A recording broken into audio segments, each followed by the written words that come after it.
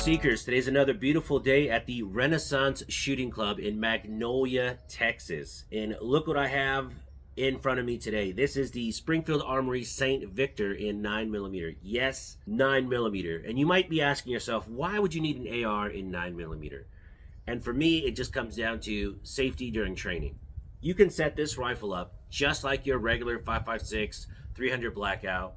Same sight, same scope, same grip, everything, and train safely with it at close range, because I can go out here and shoot steel at 10 yards when I really don't want to do that with 5.56 or 300 Blackout for that matter. So this to me is a lot of fun to shoot and a lot cheaper to shoot than 5.56.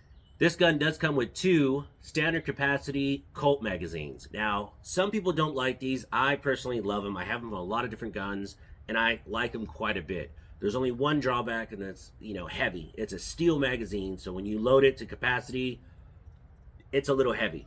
But not a deal breaker for me. They're super durable, and they will last forever. These things will last forever. We'll get into all the specifics of this gun a little bit later, but let's go shoot it and just have a good time. So on a recent trip up north, I was shooting outdoors. I didn't have gloves on, and it was unbearably cold. All right, still developing an opinion on this gun, but it's too cold to shoot it anymore today.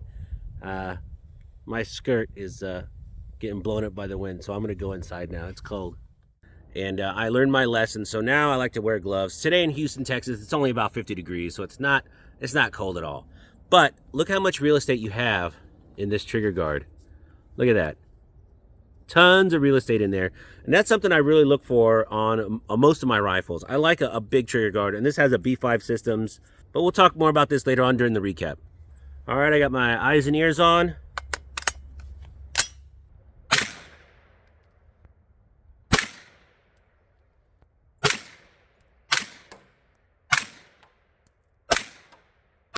I think it's dialed in, baby, dialed in.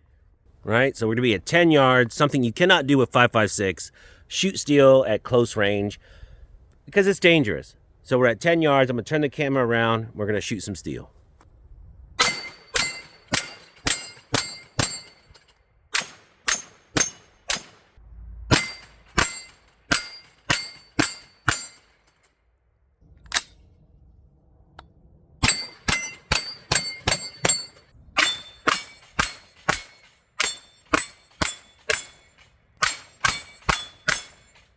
I'm more worried about shooting my camera than hitting these steel targets. Not saying I just shot my camera, but I just shot my camera.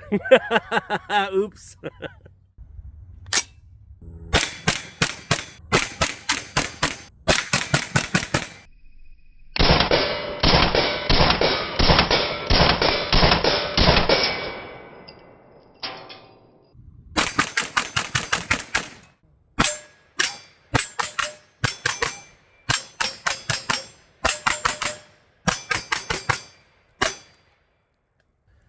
Oh yeah.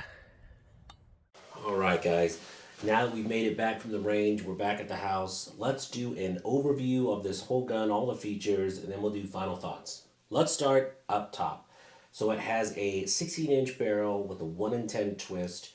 It has a free float handguard with M-lock. It has a B5 Systems 5-way adjustable stock, a B5 Systems grip, and a B5 Systems trigger guard. It has ambidextrous safety. The gun also comes with these two flip-up sights. They are pretty stout little sights. The upper and lower receiver are both forged T6 775 aluminum, and the finish comes in something called a Type 3 hard coat anodized, and it is a really hard finish to mess up, because I've dropped this rifle, I want to say 3 times on the side, and all the scratches just seem to wipe right off. The rifle's in a direct blowback design, and I don't know if that helps with the recoil, but this gun doesn't really recoil a whole lot. When you purchase this, it weighs in just under 7 pounds, so that probably helps, with the added weight, it probably helps mitigate that recoil. Like I mentioned before, I put on a Fortis angled foregrip in the front. I really like the minimalist design of this. Really dig it. And then I put on a Vortex Strikefire 2 red dot on top. It's a phenomenal red dot. Vortex makes fantastic optics. You just can't go wrong. Now there's two things that really pop out to me on this 9mm PCC from Springfield Armory. One is this flat face trigger. Now look, I've shot a ton of rifles, and this feels like a high-end, super high-end drop-in trigger. I mean, like let's check it out.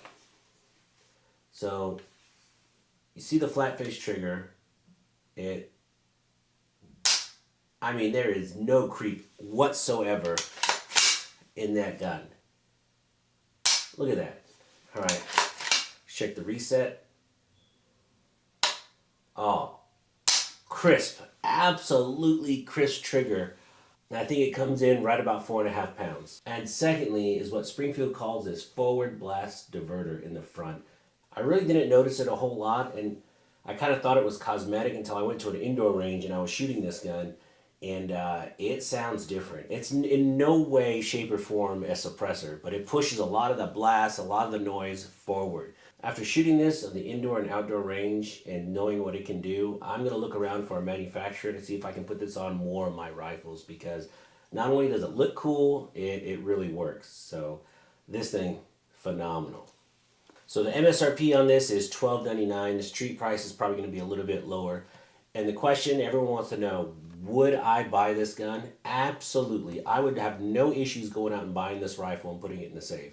Over the last month, me and two of my friends put well over 1,000 rounds through this gun, and there was not one hiccup, not one failure to feed, no issues whatsoever. It has been absolutely rock solid. Only cleaned once, and I think it's a phenomenal buy as is. So if you have a chance to shoot one of these, I highly suggest it. You're gonna love it. You're gonna want to get one of these for yourself. Just for giggles, I'm gonna go ahead and put some of that Michigan footage in at the end of this video, so you can see how miserable I was shooting in the ice cold weather of Michigan. I think it was about 30 degrees with a wind chill. It started to snow a little bit. It was absolutely brutal. I'm from Texas, man. I can't do that cold weather. As always, thank you guys so much for watching. Till next time.